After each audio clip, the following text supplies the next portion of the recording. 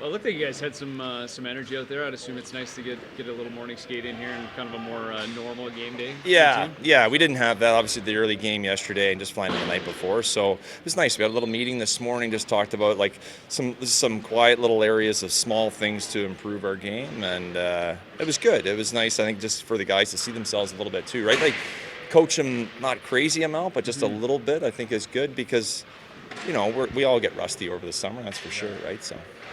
And part of that probably just the puck touches too, right? I mean, it's like the hands and all that in the game speed.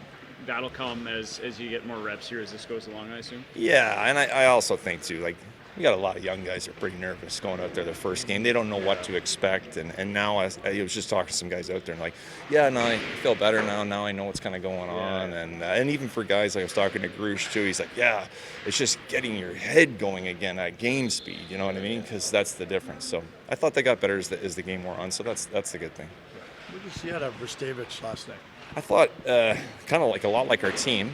Probably had a slow first period, right? And then all of a sudden I thought he got himself going. But composure, plays the game with like a little savvy, hockey sense. He knows where he's going and he's trying to look around guys to make that next play, I thought. And I thought that was kind of noticeable for me.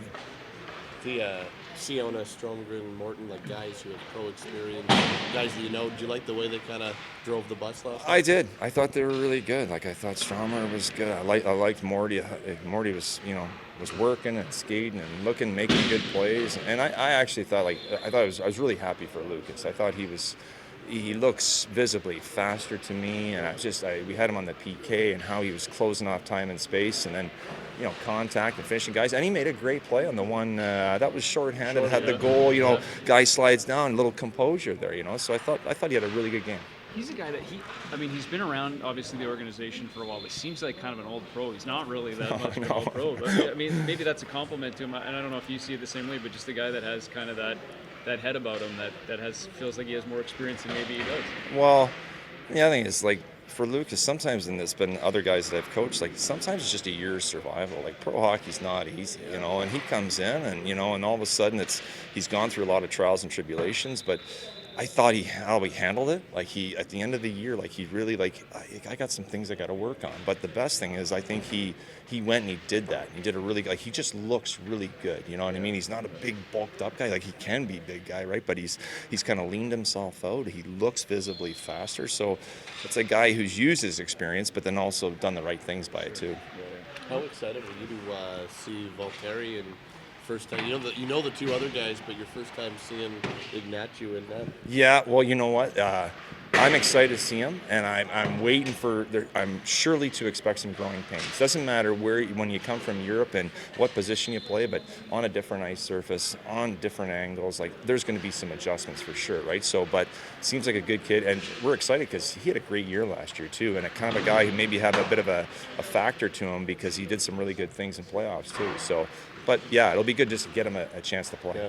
When a guy like Verdavic, like a high-end defenseman who's skilled, makes plays, goes from junior to pro hockey, what's the adjustment he has to make? Because he can't go out and dangle and do some of the things he used to do in junior.